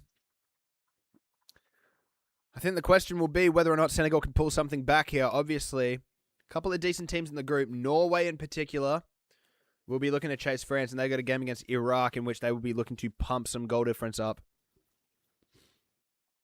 I think they'll be on France's mind as well going into that game, is that necessarily, if you don't get a winner out of Norway and France, it does come down to goal difference. So it will be down to who can beat Senegal by more and who can beat Iraq by more. So with this French approach, are we going to see them sit back and look to soak up a bit more, just maintain that clean sheet, or are we going to look to see them actually try and hit for another one? Senegal, we know what they're going to do. They have to go forward here. Use a new overlay. Dan, I'm genuinely so sorry. I had an alarm set for 2 in the morning to try and set up the overlay. I missed it, and then my backup alarm at 2:50 was the thing that woke me up. I didn't start this stream until 2:58. So I will be trying to set up the new overlay after this, I can assure you. But guys, a huge thanks to Dan as well for taking the time to actually make me a new stream overlay. And it looks absolutely phenomenal, by the way, guys. I think you guys are really going to enjoy this one. I think you're really going to enjoy it.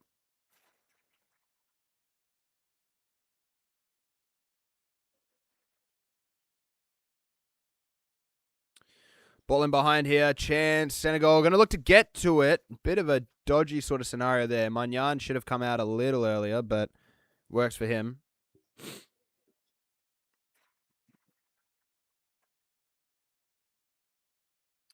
Chance now again for France going forward. Runners down the left-hand side. Barcola does fantastic to beat his man there. Opportunity to put the ball in the middle. Cuts it back to the top of the box to Elise. Shifts across Mbappe. Terrible shot. Straight to the keeper. Dan, I need betting advice. Oh, man. Dan, this absolute pioneer. This absolute, this absolute visionary bet on a Senegal win. Iraq won't beat Norway. It will be a Norway win or draw. And the only reason I'm even predicting a Norway draw is because of how much Haram Ball has genuinely sort of taken the World Cup by storm. You look at Australia, big Haram Ball win over Turkey. You look at Cape Verde, Haram Ball draw against tournament favourite Spain. You look at Qatar, Haram Ball draw against Switzerland. Wild. Absolutely wild.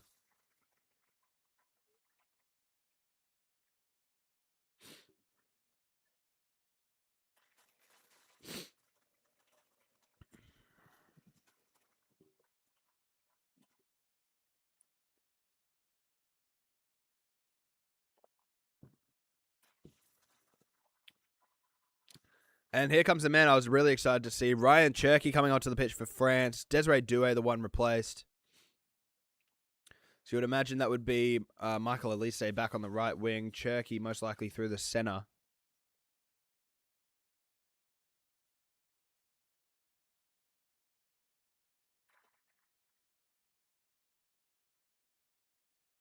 Actually, it looks like we're going to see Elise stay through the middle for the time being, and Cherky instead is going to operate off of the right. Which he is capable of doing. He has done it for Man City.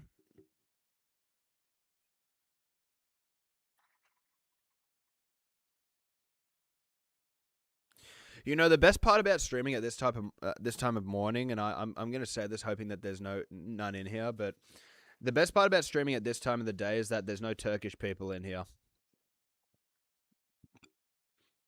Because what time is it for them? It's like late in the night for them. No way any of them would be up this late at night giving their time to, slander me in a YouTube live stream. And if they are, oh, buddy, you could be doing so much more with your time.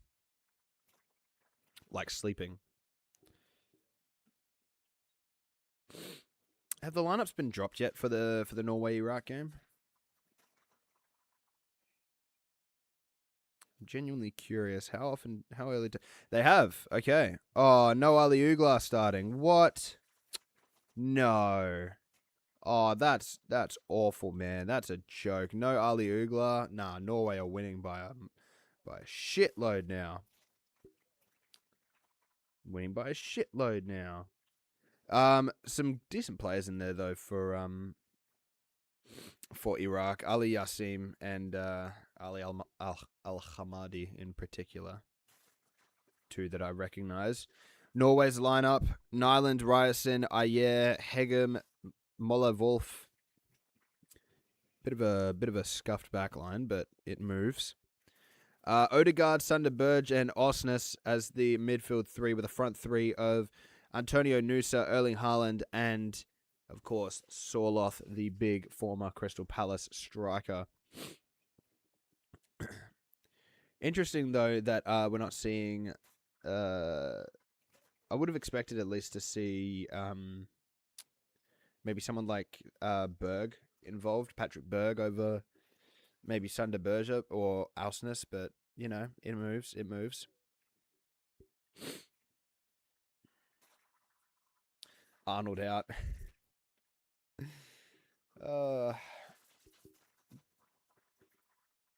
Disgusting of him to not take Charbel Charmoon. Honestly. I, for one, am disgusted. And we just got another subscriber on YouTube as well, so we're up to 1,670. Or 1.67, could you say? It's too early in the morning. I won't even lie to you guys. It's not even 5 o'clock a.m. Lamau, they already hacked your Instagram twice. They would stoop that low. Yeah, no, I'm not disagreeing. Unfortunately, Torsten, I'm not disagreeing.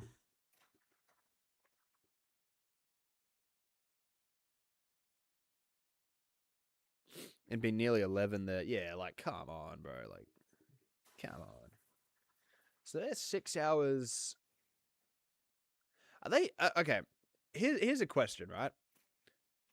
Are Europe 6 hours behind us? Or are they 18 hours ahead of us? They're 6 hours behind us, right? I think they are. Because Sidemen... Wait. No. 18 hours. No, they are, right? They're behind us. Because Sidemen Sundays always come out overnight, like on a Monday morning, I think, or like a overnight on Sunday. Right? France with a chance on the attack here. Cherky carrying it. We got 8 minutes of added time, about one gone. Cherky running forward here. Does very well to carry. Looks inside. Great tackle there, though. Or great interception, should I say. 6 hours behind us. I thought so. I was going to say. How's that for some time zone knowledge? Me using Sidemen Sundays to determine whether a country is 6 behind or 18 ahead. That shit broke my heart when KSI left, man. I can't lie. I'm way too old to be caring about the Sidemen breaking up, or KSI leaving the Sidemen, but that shit just kind of pissed me off. Ruined like 2 fucking days of my life. You know? My childhood is falling apart, lads. I can't lie. KSI left the Sidemen to make 6-7 content and, you know, walking with 30 of his lookalikes through Tesco, blasting incoherent rap through a speaker. Which is oddly starting to sound a lot like the atmosphere at Gosnell's KFC. But, you know, it is what it is.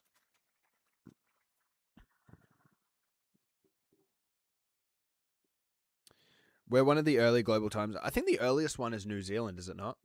Because they're 4 hours ahead of where we are in Perth. Or there might be one in the Pacific that's slightly earlier, but I know New Zealand's 4 hours ahead. And I only know that because of the FIFA glitch that lets you get the game early if you have Xbox. By the way, I will say this, right? I pray so hard to the Lord above that the new FIFA game next year slaps, because this one fucking stunk. This one was shit. Oh, Lord, it was bad. Oh, Lordy, Lord, it was bad. If this next one isn't an absolute heater, we're fucking finished.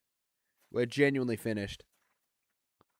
If the only new addition is that we get open world mode for player career, like, oh, yippee, I get to meet Alex Hunter. What? What? Who? Fucking who? You know what I think would be a cool thing that they could add to actually make player career worth doing, right? They should make it so that if you play through a whole 15-year player career, right? Hear me out. If you play through a whole 15-year player career, you should get a card, like an actual Ultimate Team card of your player same position that you had set as their preferred position. Maybe you can choose the club. It has to be a club that you played at, but like you can choose the club that you want the card to be. Like let's say for example, I start a career out at Perth Glory, and then maybe I move to Palermo. You know, I move around a bit. Let's say maybe Palermo, New York City. Then I move to Werder Bremen, and then I move to Man City. I should be able to have a FIFA card at the end that has, Australian nationality and then any of those nations or any of those clubs. Chance going forward for Senegal here. Opportunity. Nicely worked. Chance. Oh, they're back in it. Okay. Senegal scores. Wow. All right. Senegal is back in it. It is 2-1. I was just about to say, I completely forgot to change it to 2-0 after France scored their second. Senegal has just pulled one back. That is fantastic work. And it's Ibrahim Mbaye, the man that I said that I would have started. That is an incredible finish. Well hit. Magnan, too much power behind it. Can't keep it out. Fair play, man. What a hit. Well, let's update this. We've got to update the France score as well. Senegal have about 5 minutes here to pull one back.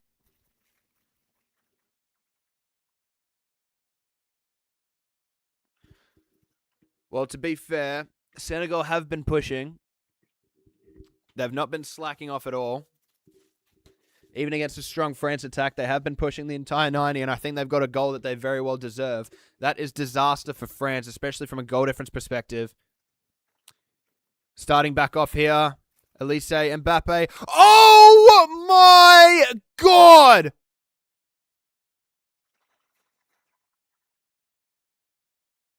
Holy shit! What a hit! Kylian Mbappe. What a finish! Oh my God! What a hit, Kylian Mbappe! I'm stunned. I am absolutely stunned. Oh my days! Just lines it up, smacks it. Edouard Mendy, I think, should do better there. He's completely missed it with his hand, but what a hit. Can you even argue that he can do better? Maybe that's even a bit harsh. He has missed it with his hand. I will say his hand can get there, but that is a phenomenal effort from Mbappe. France now starting to open it up. Where was this in the first half? How many times have we seen this, by the way, where we see a team who is good enough to play good attacking football, play some defensive trash, play like shit, open up, start playing attacking football, and then all of a sudden things start happening? Well, any worry that France would have had about their goal difference being ruined by that Mbaye goal, fret not, because holy shit.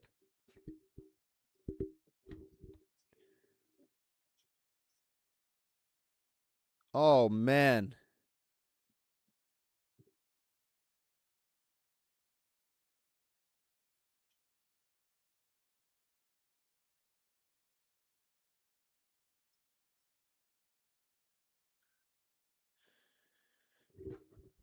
That's actually crazy. We've only got about 20 seconds left of this game here. I'm struggling to get a tweet out. Like, bloody hell.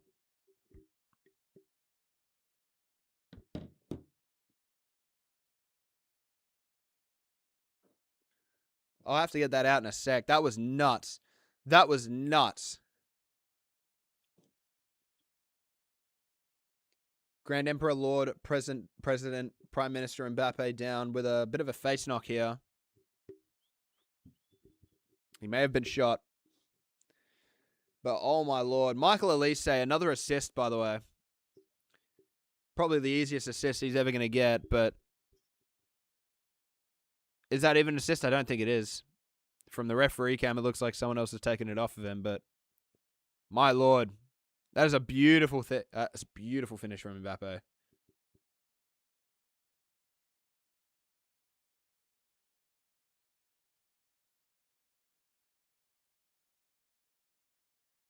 Oh my lord.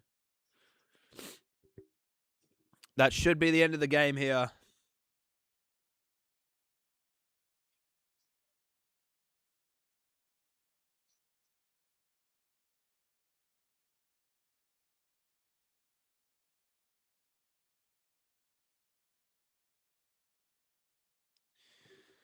Final chance going forward for Senegal. Pulled back across the box. Oh, has that gone over the line? Is that an own goal?